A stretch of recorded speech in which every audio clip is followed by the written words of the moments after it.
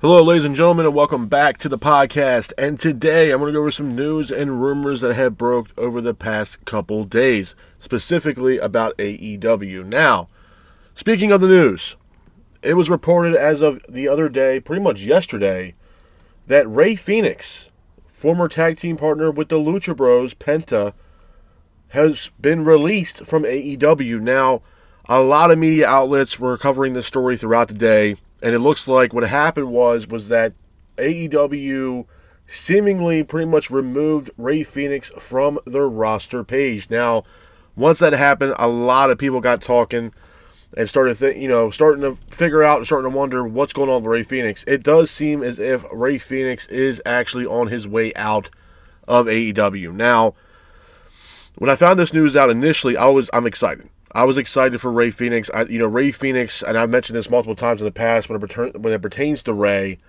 is that he was stuck literally in AEW purgatory. He could not do a goddamn thing in AEW. Whether it was, Tony Khan and AEW not selling his merch or the fact that, he couldn't work independent dates. He couldn't make any extra money at all within AEW. And Tony Khan and AEW were not even showcasing Rey Fenix on their weekly episodic television. So obviously there was some kind of issue there or underlying issue between Tony Khan, the CEO of AEW, and Rey Fenix. Now, we all saw what happened to Penta. Penta finally got released out of his AEW contract. He ended up showing up on Monday Night Raw, and the rest is history. He's had a great run so far on Raw. He's had some really good matches, some great moments, and it looks like possibly he could be in the conversation for possibly an Intercontinental Championship run maybe relatively soon. Now, that all depends with now the news of Rey Fenix possibly coming over to WWE, and it seems as if that is going to happen. It seems as if WWE and Triple H have plans in motion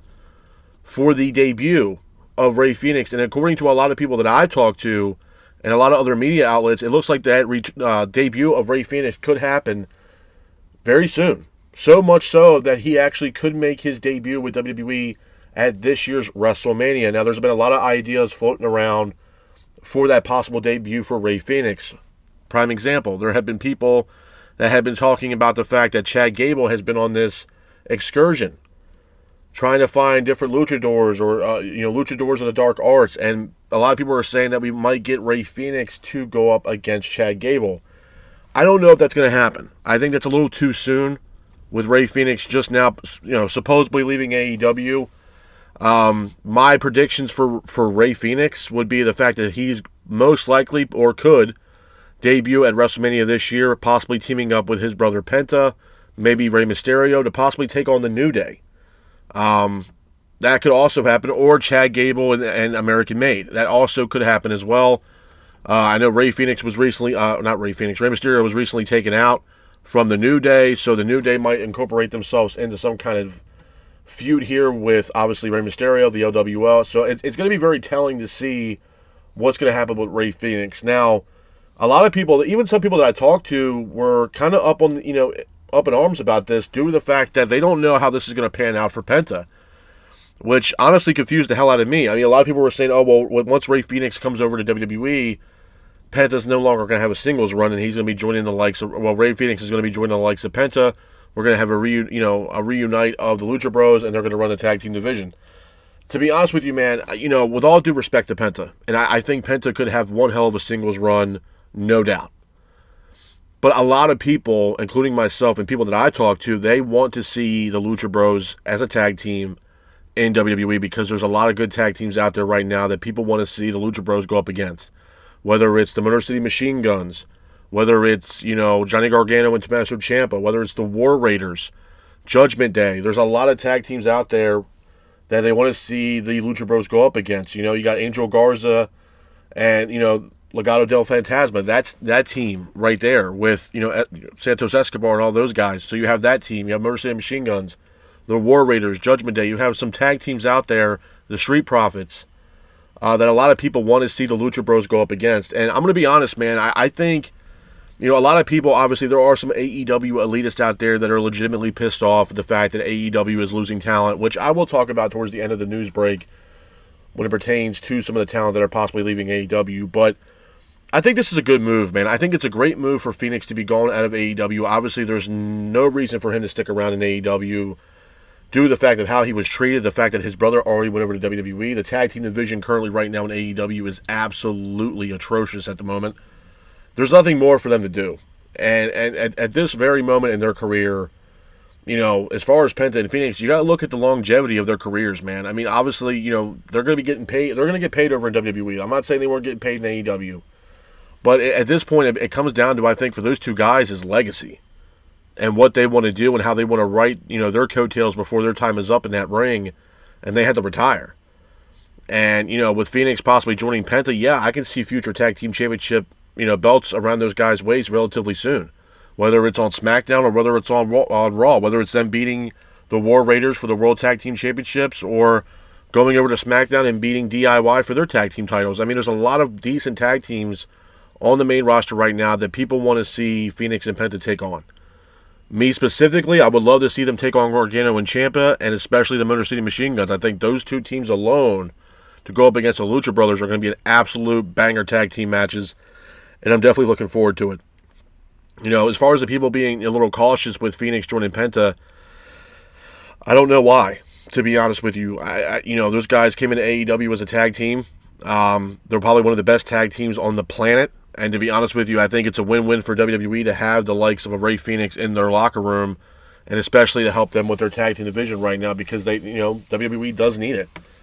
With that being said, the other biggest question for AEW is, obviously, what is going on with AEW? There's got a lot of releases as of late. Ricky Starks just recently left. He joined NXT, is now known as Ricky Saints, and he made an impact for himself on NXT. It looks like he's going to be a household name for the NXT roster for a little bit. We had Miro possibly on his way out. We have Malachi Black, a.k.a. Aleister Black, just finishing up his AEW deal, and it looks like he is on his way over to WWE. It's seemingly pretty much imminently at this point that he will be joining whether Raw or SmackDown. Now you got Penta over in WWE right now on Monday Night Raw. You got Rey Fenix possibly joining Penta as well. And a lot of people are asking, really, what is going on with AEW? I'm going to be honest with you guys, and this is the same thing I said a while back ago when it pertained to some of these releases, and I think I mentioned something about this when Ricky Starks finally got released. You're going to see more talent in AEW get released or want out of their contract. That's just the way it is. And I'm not saying that AEW is not bringing in other talent. They just brought in Speedball Mike Bailey. He's on his way over. There's been rumors and speculation about Josh Alexander, who's a great talent, current free agent, who might possibly be on his way over to AEW as well. But there are going to be talents within AEW that are going to want to get the hell out of AEW and away from Tony Khan. That's just the way it is. And this is when I go back. This is prime example of what I went back to a while ago, man, where people were getting pissed off and up in arms about, AEW needs to die and the tribalism and all this shit. No, this is best for business, man. This gives these men and women opportunities not just to work for WWE or work for AEW. There's TNA, there's NXT, there's the main roster, there's AEW, there's New Japan. It gives these men and women a lot more ideas and opportunities out there to showcase their craft, whether it be on WWE or AEW or TNA or New Japan. It gives these men and women the opportunity to do so. So it opens up, a lot more doors for these, certain talents that are willing to test free agency or wanting to get the hell out of their current situation. So, for AEW, my belief is this. Obviously, do I still believe in the current state of AEW, do they have a shelf life? Yes, I do. At this very juncture and what they've been doing for the past 2.5 years, yeah. I mean, it's hard for me to say, they're doing great things over in AEW. No, they're not. Are the shows getting better? Yeah. I mean, honestly, for what it's worth specifically, I think Collision has gotten a hell of a lot better as of late as what it was for the past couple of years. Collision, for what it's worth, looks like they're putting more attention on Collision than they are Dynamite, which is crazy considering the fact that, Dynamite, in my honest opinion, is their A show. But it looks like Collision's getting a lot more, attention as of late. And, they had the vignette played for Speedball Mike Bailey on his, debut with AEW. They have Mariah May attack Tony Storm on Collision here recently. So they're, starting to build stuff over on Collision. But the problem is that we're not seeing that pretty much go into Dynamite. And that's a problem. But yeah, I mean, at the end of the day, currently right now, AEW has a shelf life. And I mentioned this a while back ago. I think it was last week or a week before that Adam Page and MJF, I mean, it's definitely a feud that could possibly save AEW and point them in the right direction if they do it correctly. But at the end of the day, I mean, there are certain names in AEW, and if those certain names do leave that company, AEW is in deep shit. And I mentioned this multiple times in the past, and I'm going to say it now. If you lose the names of it, like especially like an MJF, an Adam Page or Kenny Omega, I'm not saying those guys would leave, but I can see MJF leaving before all those guys. If you lose someone even like MJF at this point, it's a gut punch to AEW. AEW as of right now have lost so many talent and talent that have been released or talent that are asking to be out of their contract that it's unreal at this point. And they're household names, man. I mean, you're talking the likes of Ricky Starks, Aleister Black, Penta, Rey Fenix, Miro, the top names, CM Punk, Cody Rhodes, Jade Cargill.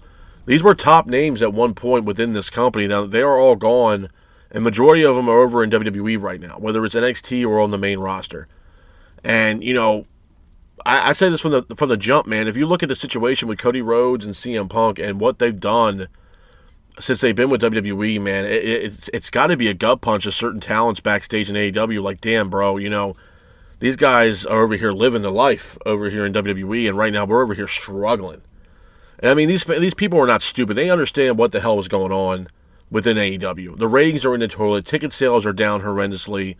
They're barely selling out these smaller arenas that they are now booking for AEW Dynamite and Collision shows, which, is a good business, move to do, but they're hardly selling those shows out. And the problem is nobody can be invested in the product right now because there's no storylines that are really, genuinely getting the fans invested on really what the hell's going on with AEW. So ultimately, it's biting them in the ass severely. You look at the Grand Slam show that they recently just had, which was absolutely a fucking atrocious of a show they put on. You look at the situation that happened with Buddy Matthews where he has a high-profile matchup with Okada. I believe it was for the Continental title over in Australia, and the ring was just awful. I mean, he jumped in the ring, damn near snapped his ankle in half once he jumped in the ring. There was holes throughout the ring, holes throughout the ramp. I mean, it was just a bullshit setup, man. And, even the fans that went to that show, they got, how they were selling tickets. I mean, a lot of the fans that went to that show, man, it wasn't a good look. Not because there were fans that wanted to watch the show. It's just how Tony Khan and AEW presented the show and how they did the tickets. I mean, there was a time where this was supposed to be a stadium show for 50,000 people.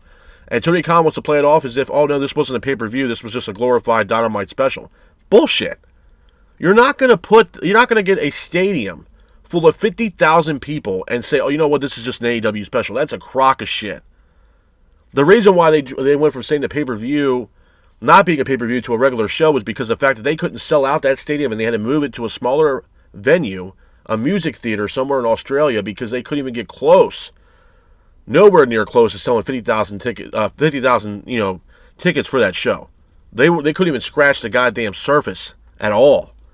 So they had to move the show. So they made it into a special that was on a tape delay because it was over in Australia and they were showcasing this event during the NBA All-Star Weekend, which ultimately screwed everything up. So, I mean, at the end of the day, the shit needs to be fixed with AEW? Absolutely. And I'm not sitting here saying that WWE is perfect, but what I will say between WWE and AEW is that you got one that, is simmering at this point with AEW, and then you got one over here cooking with fucking gas with WWE, especially with what the hell they just did at Elimination Chamber with John Cena. No one thought ever that we would see John Cena, after almost 20-some-odd years, finally pull the trigger on being a heel. No one ever would have thought that was going to happen. And there were still people that were almost pissed off that he did. Why the hell would he not? This is his final ride. What else is left for this man to do? Nothing.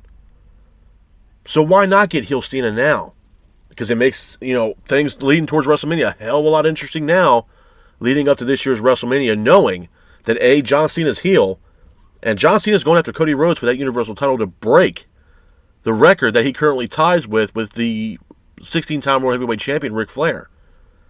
It's a big, big deal for this year's WrestleMania. So it's going to be very telling just to see what happens with that. But, no, I mean, am I surprised? Am I surprised that Rey Fenix got released? I'm surprised that it took this long, to be honest with you. I'm surprised it took this long.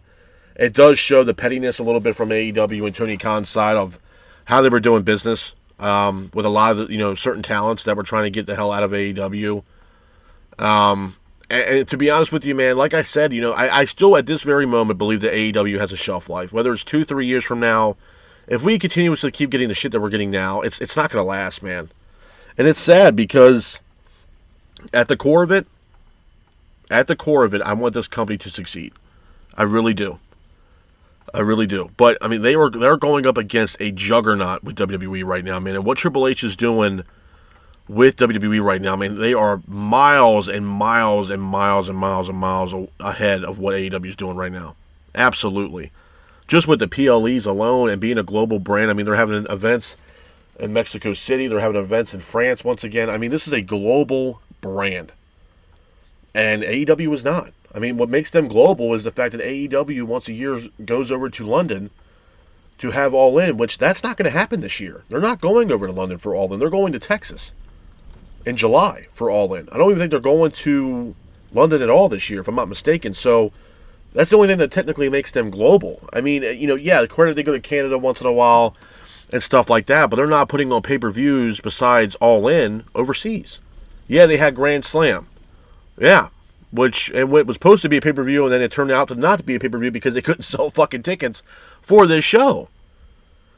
Unfortunately with this company, and I'm going to say this, man, and it's going to be a hard pill for a lot of people to really swallow, but I want you guys to hear me out on this shit. When you look at WWE, and I am going to compare on this because this is the absolute truth of the matter, and this falls on AEW 100%. Unfortunately, with WWE, the fortunate enough part with WWE is that you can have certain men and women that are top names take a couple weeks off. Like, for example, Roman Reigns. We haven't seen Roman in a while. We hardly got a chance to really see Solo. These are two household names for WWE. Roman, after that curb stomp by Rollins, we haven't really seen Roman. So everybody wants to know what the hell's going on with Roman Reigns, but he's still okay being away because they're still putting on weekly episodic television that are getting the fans invested, even with Roman being away. Same thing with CM Punk. They're still getting the fans invested on what's going on because WWE knows how to build around their current talent to put on compelling storylines to get the fans invested on what's going on without using the names or the likes of a Roman Reigns or a CM Punk or a Seth Rollins or Drew McIntyre every week. We don't have to see these guys every week because WWE is putting on weekly episodic television to get the fans invested in their product with not even seeing these household names of WWE. And hats off to WWE for doing that. And then you look on the flip side of the coin with AEW, and unfortunately this company cannot do that. They need these names to come back into the fold. The Kenny Omegas, the Adam Page, the Young Bucks, the Darby Allins. I don't know really what's going on with Bryan Danielson. I don't know. I know he was retiring from full-time in-ring work, but not fully retiring, so I don't know what the hell's going on with Bryan. But they need these names back into the fold with AEW because, unfortunately, Tony Khan does not know how to build younger stars and compelling stars to move this company into the future. That's not happening right now. I mean, if you look at the landscape currently with AEW, you have Jon Moxley, former WWE talent that's currently holding the AEW World title. Then you have Okada holding the Continental title. Okay? Then you have Daniel Garcia holding, for what I understand, still holding the TNT title.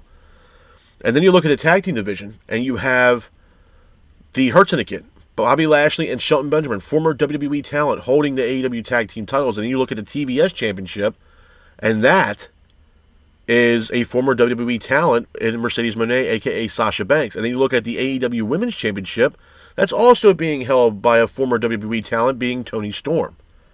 Hence the reason why I said that AEW doesn't know how to build their homegrown talent. They just don't. I said the same thing about MJF. You had that little bit of a segment last week with MJF when he got his tattoo removed. The same tattoo that he said that he was an AEW lifer, that's removed. He no longer has that tattoo from what I understand. So you have to ask yourself, when it pertains to MJF, what's next? What's left for MJF to do in AEW that he already has not done? He's put on banger matches. He was the longest reigning AEW world champion.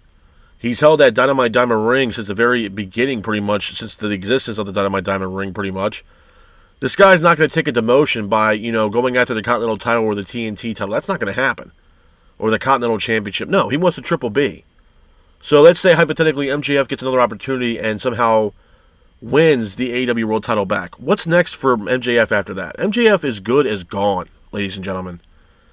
He's friends with Ricky Starks. He's friends with Cody Rhodes. He sees what the hell's going on with Cody. And I'm going to tell you right now, the minute MJF walks out of AEW and he shows up in a WWE locker room, whether it be SmackDown or Raw, that entire arena that night, no matter where it is or what the hell they're doing, that place is going to erupt.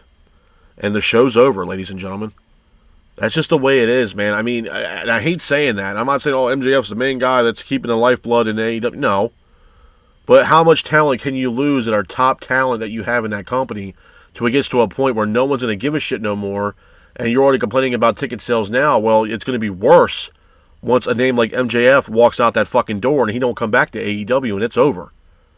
Because once he goes over to WWE, you think his ass is coming back to AEW? Hell to the no. No. His ass is good as gone, just like Cody Rhodes. You think Cody's coming back to AEW? No, bro.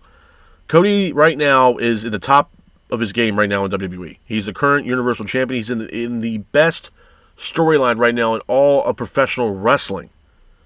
You think he's going to go back to AEW for what? To win the AEW World title for what? This guy is going to stay in WWE. He's going to retire as a WWE superstar and then be a first ballot Hall of Famer.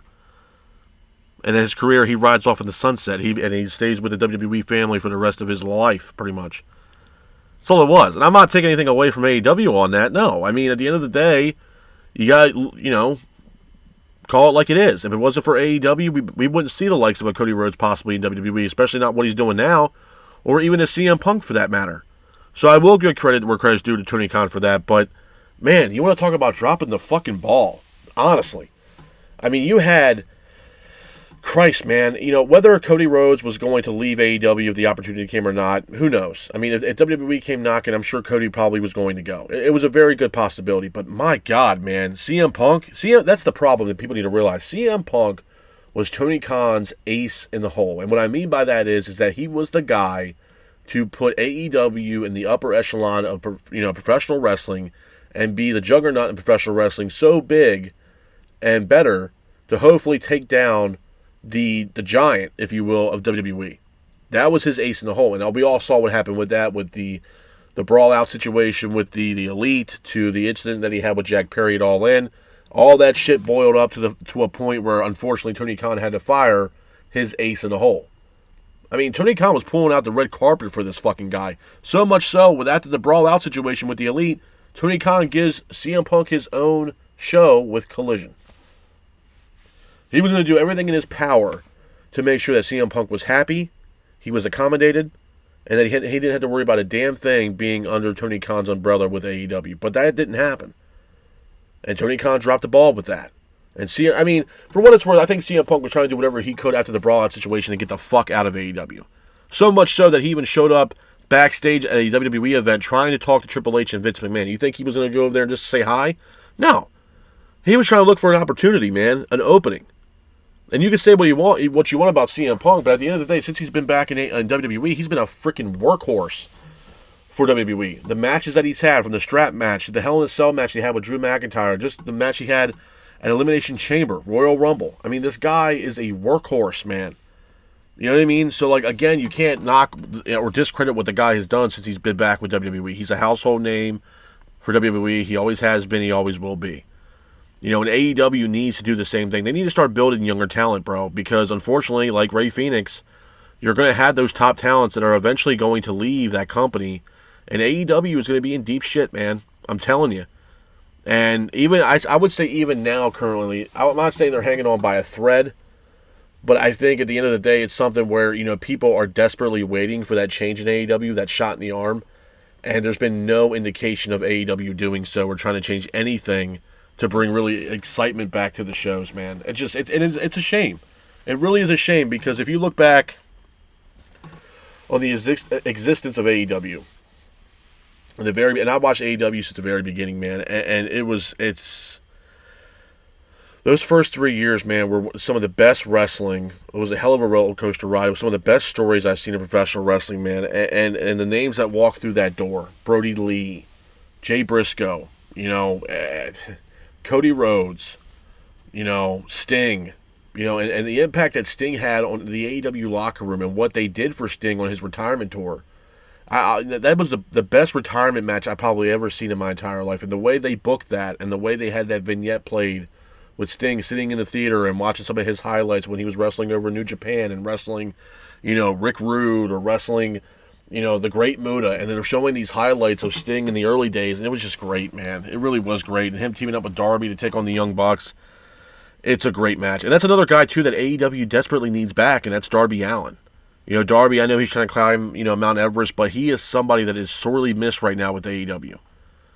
And he's been there since day one, and I vented my grievances with Darby due to the fact that I still believe to this day that Darby should have been the guy that had the match with Bryan Danielson at Wrestle Dream live from, the great state of Washington. That should have happened. Both these guys are from Washington State.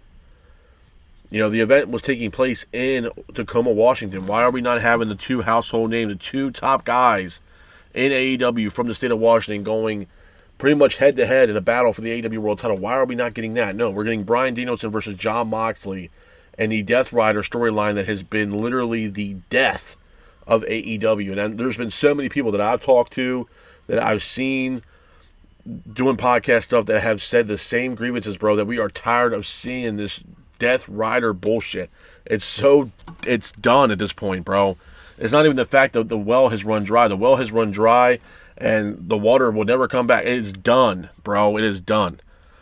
Somebody was actually, they had a joke with me the other day, and I said something about the Death Riders about the fact that Jon Moxley said that, people need to be patient and let it marinate. And my rebuttal was, yeah, you want people to let it marinate, well, man, let's get some sizzle. Let's put those steaks on the grill, man. I mean, it's been marinating long enough, and some of the friends that I talked to, man, they laughed about it. But, I mean, it's the truth, bro. At the end of the day, you can't tell me that you're still intrigued with this Death Rider shit.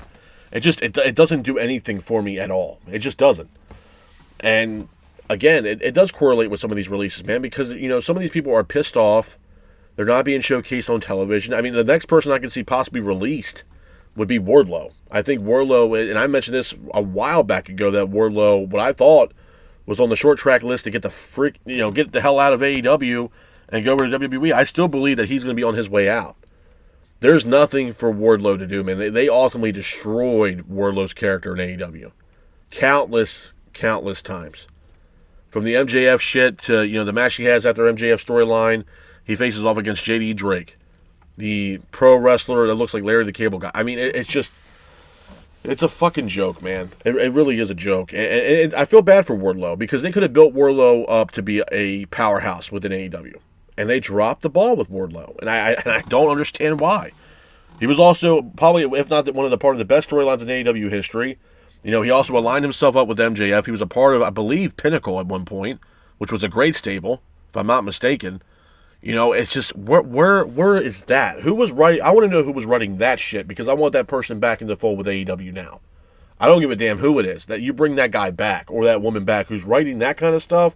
That's what AEW needs now. Compelling storylines to get the fan invested in their product. And we're not getting that shit at all. So like I said, when it pertains to Rey Fenix, man, I'm happy for him. I'm happy for him. I'm thrilled for him. I think he's going to thrive over in WWE. I look forward to him joining Penta and running Rough Shop on the tag team division, man, because I think that's exactly where they're going to put them. And, Rey Fenix is an incredible talent. Incredible talent. He's still young in the game. He still has a lot of time left in professional wrestling to build his craft. And, those guys are going to run Rough Shop on the tag team division in WWE. And I'm looking forward to it. I really am. And I think, my hats go off to WWE, man, because they know talent. And Rey Fenix is one of those guys that have talent. He's a high flyer. He's very acrobatic in the ring. He's very quick on his feet, and he's going to put on some banger matches in WWE. I'm looking forward to it, man. And like I said, I would not be surprised if we see, Rey Fenix at this year's WrestleMania, because the way it's looking, if everything works out and pans out the way I think it will, it looks like there is plans in motion for Rey Fenix to possibly have his debut match in WWE at this year's WrestleMania, so I'm definitely looking forward to that. But with that being said, this was kind of my news break for AEW, specifically talking about the Rey Fenix release from AEW. I hope you guys are out there staying safe. Be careful, and remember, stay classic. Peace.